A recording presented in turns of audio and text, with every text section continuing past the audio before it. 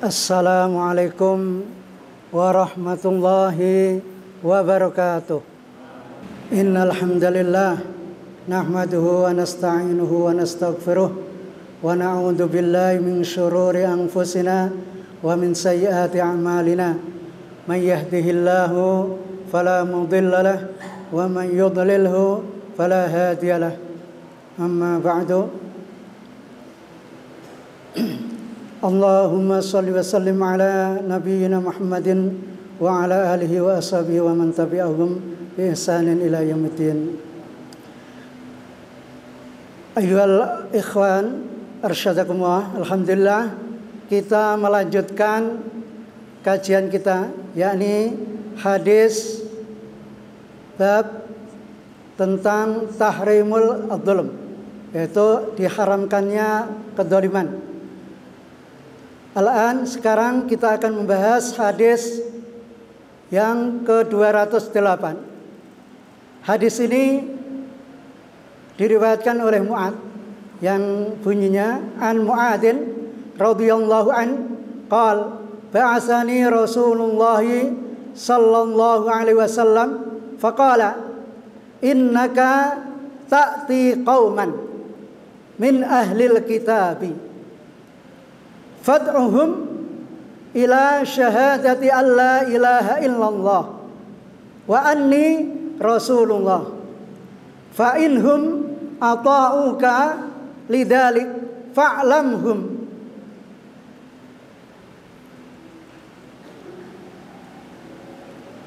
fa'alimhum anna Allah qad iftarada 'alaihim khamsa shalawatin fi kulli yaumin wa lailatin fa inhum ata'u lidzalik fa'alimhum anna Allah qad iftarada 'alaihim shadaqatan tu'khadhu min aghniyaihim faturaddu 'ala fuqaraihim fa inhum ata'uka lidzalik fa iyyaka wa karaima amwalihim wattaqi da'watal madlum fa innahu laisa bainaha wa bainallah hijab.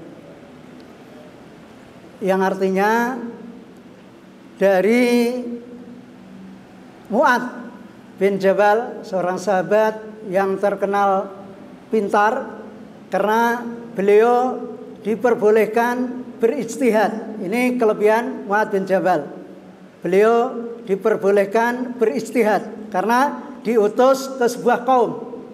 Ini kaum Yaman, di mana kaum Yaman ini kebanyakan penduduknya adalah ahlul kitab, orang yang pintar di dalam ilmu. Jadi sebelum diutus, Rasul memberi kabar dulu keadaan orang-orangnya yang akan didakwai. Ini adalah termasuk untuk memudahkan seorang dai ketika masuk berdakwah. Kemudian Rasulullah bersabda, innaka ta'ti qauman min ahlil kitab. Tadi sudah saya terangkan, sesungguhnya engkau wahai Mu'ad bin Jabal akan mendatangi sebuah kaum yang mempunyai kitab, berarti ilmunya ada.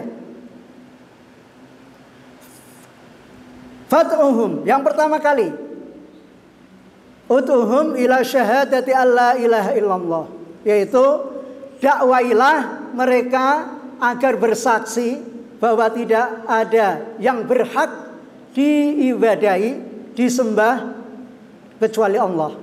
Ini yang pertama.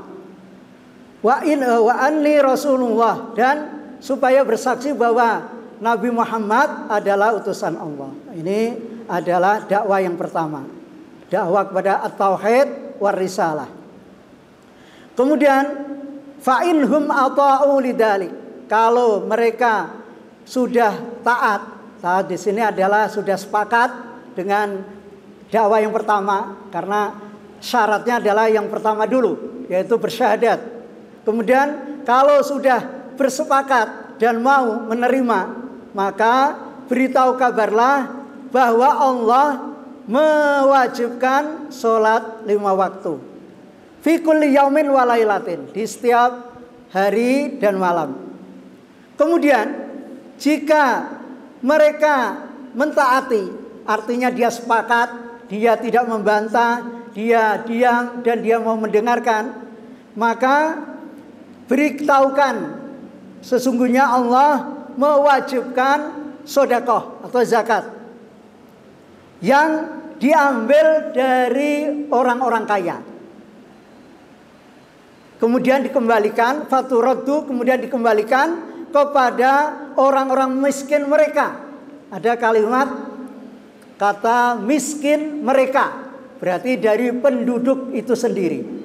Ya, jadi dikembalikan ke negeri sendiri. Jadi tidak diambil dari Indonesia, dizakatkan ke luar negeri. Ini menurut tafsiran Syekh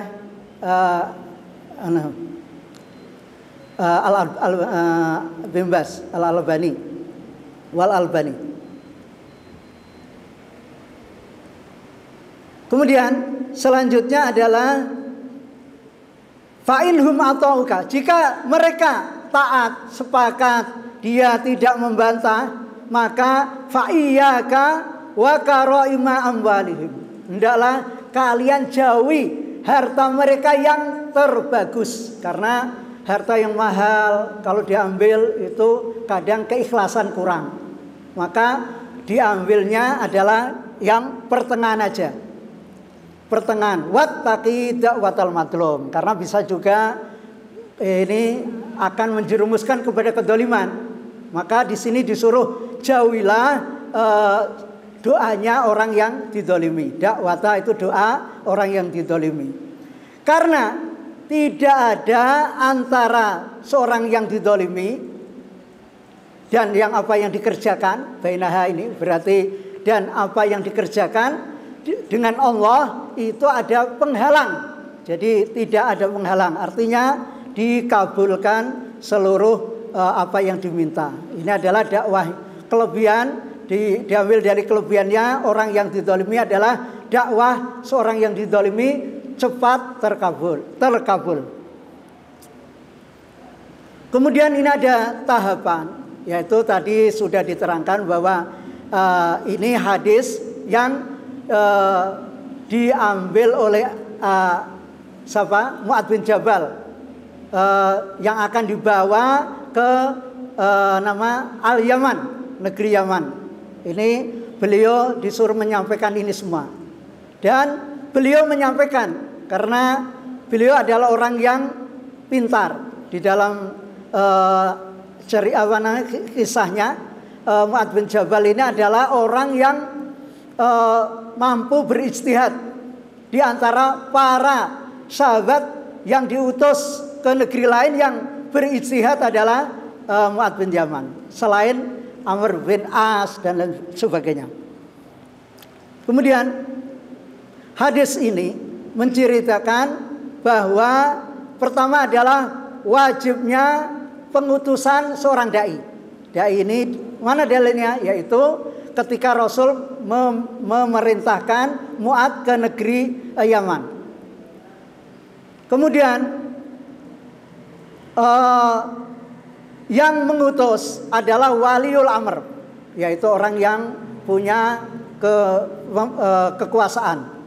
Dia mempunyai kekuasaan, ulama, umara dan lain sebagainya. Ini adalah yang berhak mengutus wali, mengutus sebagai dai. Kemudian yang diutus adalah perkataan syahadaten, yaitu mengucapkan la ilaha illallah dengan pemahaman. Jadi tidak cukup dengan lisan, tetapi dengan pemahaman. Di sini pertama kali tidak disuruh mengerjakan perintah atau meninggalkan larangan, tetapi meyakini tentang ketauhidan bahwa yang berhak diibadahi dengan benar itu adalah Allah Subhanahu wa taala. Kemudian tentang syahadatain, yaitu kalimat syahadat itu adalah kunci Islam. Jadi orang sebelum mengerjakan apa-apa atau meninggalkan apa-apa, kunci Islam adalah syahadatain.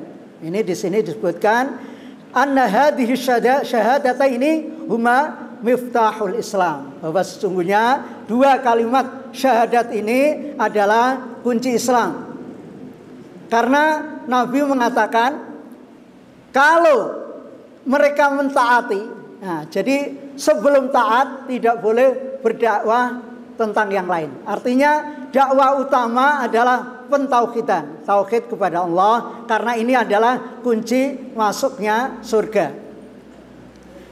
Sebagaimana yang pernah diceritakan oleh sebelumnya, yaitu orang yang terakhir masuk surga. Di sini kuncinya dia mempunyai tauhid.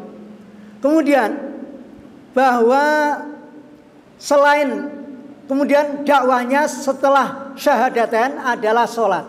Jadi setelah syahadat sholat 5 waktu.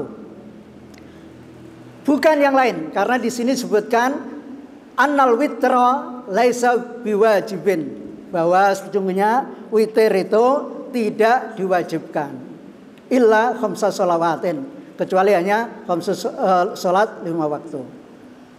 Kemudian sebagian ulama mengatakan witir itu wajib, karena ada dalil yang mengatakan wajib ditutup dengan witir. Itu sebagian ulama, tapi jumhurul ulama witir ini tidak wajib, karena ini datangnya syai'un arid, datangnya mendadak. Kalau dulu kan ceritanya bahwa Isra Mi'raj yang diwajibkan 50, kemudian menjadi berkurang sampai 5. Kemudian yang selanjutnya setelah sholat adalah sedekah. Di sini adalah zakat wajib. Zakat wajib dalam mal, bukan tanggungan kayak utang. Dia berutang banyak, meskipun utang ini tanggungan. Menurut pendapat ulama dia tidak diwajibkan. Kemudian tentang hadis tadi, dimulai dari tentang zakat ini, hadisnya dalilnya adalah surat At-Taubah ayat 103. Jadi dalil tentang diwajibkannya mengambil harta atau zakat ini adalah Taubat ayat surat At-Taubah ayat 103, yaitu khudh min amwalihim shadaqatan, ambillah dari harta mereka sebagai zakat. Kemudian jika seorang manusia, siapa aja, seorang muslim, dia sudah mencapai nisab hartanya, sudah sampai batas, itu disebut goni. Jadi kalimat goni di dalam hadis itu adalah orang yang sudah punya uang atau punya harta, sudah mencapai nisab. Kemudian di sini disebutkan nisab. Wa in kana fakiran, meskipun dia fakir di dalam segi lain. Di dalam segi lain dia fakir, tapi dia kaya dari segi itu. Nah ini. Kemudian para ulama, sebagian ulama mengharamkan mengeluarkan zakat dari negerinya. Idza kana fihi mustahiquna, kalau di negerinya sendiri itu berhak menerima zakat. Wastadalla bihadzal hadis, yaitu dalilnya adalah hadis ini turaddu ila fuqaraihim, maka dhamir raji ila al-balad, hadzal balad. Fuqaraihim yakni min agniya fi hadzal balad wal fuqara fi hadzal balad aidan, yaitu orang kaya di negeri itu dan orang miskin di negeri itu. Kemudian yang dinamakan sedekah, ini karena sedekah itu dinamakan sedekah karena dia badlul mal, dia mencurahkan hartanya yang menunjukkan atas kebenaran kebenaran orang yang mengeluarkan zakat. Jadi disebut sedekah dikarenakan dia telah mau mencurahkan atau mengeluarkan hartanya, dan pengeluaran harta, dia mengeluarkan harta dari keikhlasannya, karena sidqi itu menunjukkan keikhlasan. Kemudian di dalam faedahnya bahwa bolehnya zakat itu dibagikan kepada salah seorang, tidak harus asnaf banyak itu, yaitu bagian-bagian itu. Ada fuqara, agniya, fuqara, kemudian ibnu sabil, kemudian masakin, tidak harus semuanya, satu pun boleh. Ini menurut syarah ini. Kemudian selanjutnya adalah bahwa ini menunjukkan dalilnya orang yang didolimi. Yang terakhir, orang yang didolimi itu doanya terkabulkan. Itu karena di sini ada fa innahu laisa bainaha wa bainallahi hijab. Ini aja yang bisa saya sampaikan, mudah-mudahan bermanfaat. Subhanakallahumma wa bihamdika asyhadu an la ilaha illa anta astaghfiruka wa atubu ilaik. Assalamualaikum warahmatullahi wabarakatuh.